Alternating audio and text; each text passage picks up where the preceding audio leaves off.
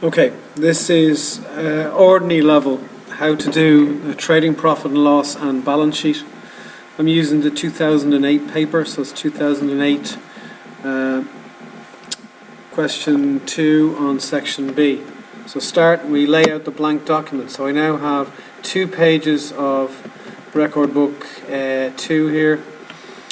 First I need to label the different parts of it. So the first bit is the trading account, so I'm going to put the name on top of it. So it's trading profit and loss account of Hanson Ltd for year ended, and it's 31st of the 12th 07. Okay. First part of it, then we'll have our sales, and we have less cost of goods sold, and that's a heading, so we'll underline that, and then we'll have opening stock, purchases, there might be a couple of other costs there, and then we have goods available. I'm doing all of this without reading the question, so you can practice just doing this, laying it out blank and putting no numbers in, just as a way of getting the system into your head. And then we have gross profit. Then we take away our expenses. So that's going to be a heading, and we're going to have all the expenses. We'll add them together in the middle column. I'll leave a few lines for expenses, and then we'll have our net profit.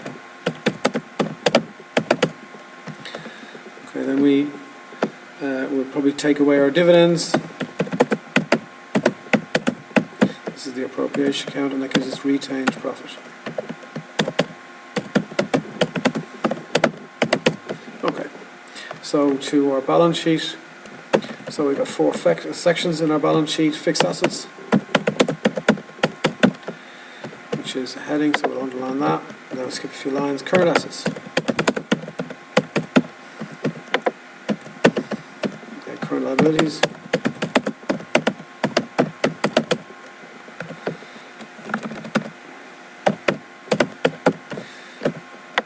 and then financed by.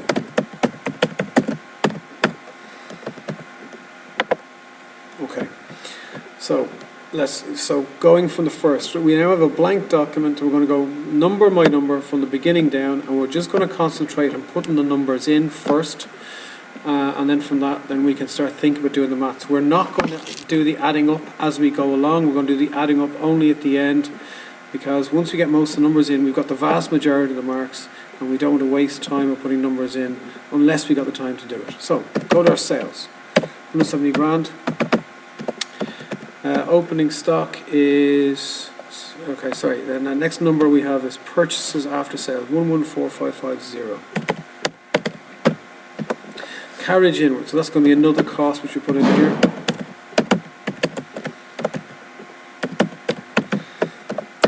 Carriage inwards is 1,800. Opening stock 23,750. So we're going to add those numbers together, and that's going to give us our goods available. So our opening stock, our purchases, and our carriage in. So closing stock. Okay, we'll find that later on. Now moving on to the other numbers again. I'm going from the trial balance number by number. So insurance, 7450, that's going to be one of my expenses.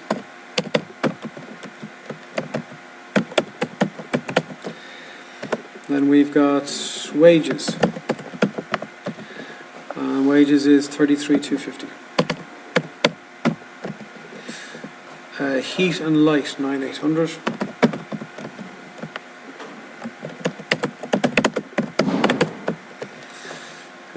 Rent, 12,150. So each time I just look at the number and say, where does it go in the question? So all of my expenses have been put here together. And then we have 1250 for advertising, that's another expense. Okay, and that's it. Okay, So we move on then. The next one is dividend paid 2,200. So we've got less dividends there, is 2,200. And again, look at the place where I'm putting numbers. You should try and always put them into the same place. Bank overdraft, 21,750. That's the current liability.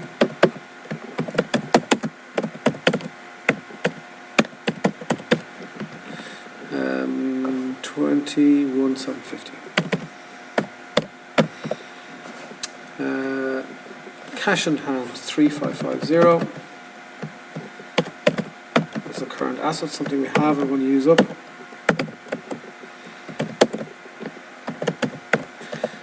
Then we've got issued share capital, 200,000. So that's in finance by.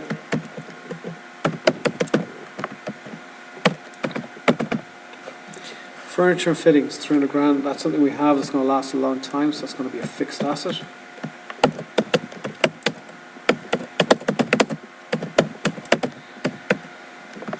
Okay, and that's 30 grand. Then we have motor vehicles, 152.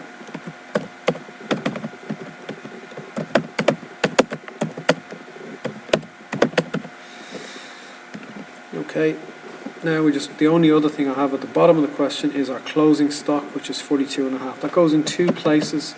It goes over here in our trading account, and then it goes over as a current asset.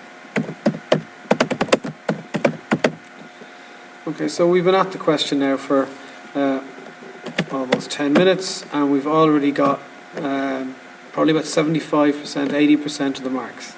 So now we'll go and do the maths to finish off the question. So starting over at our trading account. So we need to work out our cost of goods sold. Let's put that in there as a heading.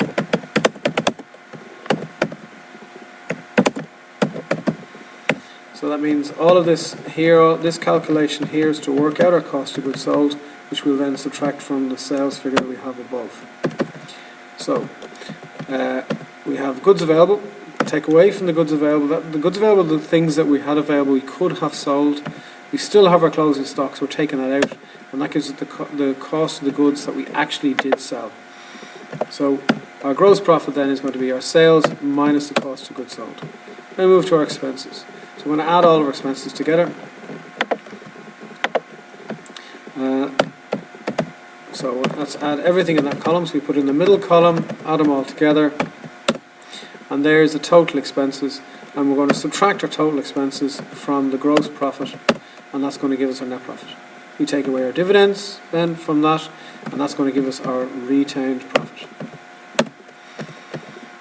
Okay, so now we move over to our balance sheet. Now that retained profit is one of the ways we've helped pay for our business, so that goes into the finance buy as well.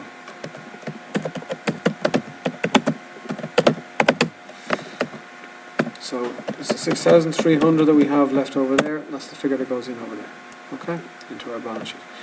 Now let's just get our fixed assets and everything else done. So we add our fixed assets, we get a total figure there, so that's 182. Current assets, we're going to add all our current assets. I'm going to put the current assets figure in here in the middle column, so that's going to be 46,050. Current liabilities, there's only one current liability, which is that one there, and we take these two numbers away, and that gives us something called working capital. So subtract them first, and then we label that answer. This is the difference in current assets and current liabilities, is working capital. So we add our working capital to our net assets above, and that's going to give us, to our, no, I got the wrong one on that now. So that's it. So the working capital is going to be added to the fixed assets above, and that's going to give us net assets.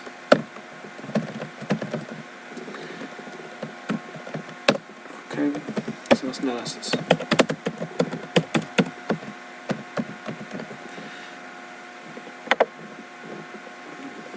Now we have a single line above and a double line underneath. Okay, so finance by we add our capital and our retained profit, and that will give us something called capital employed.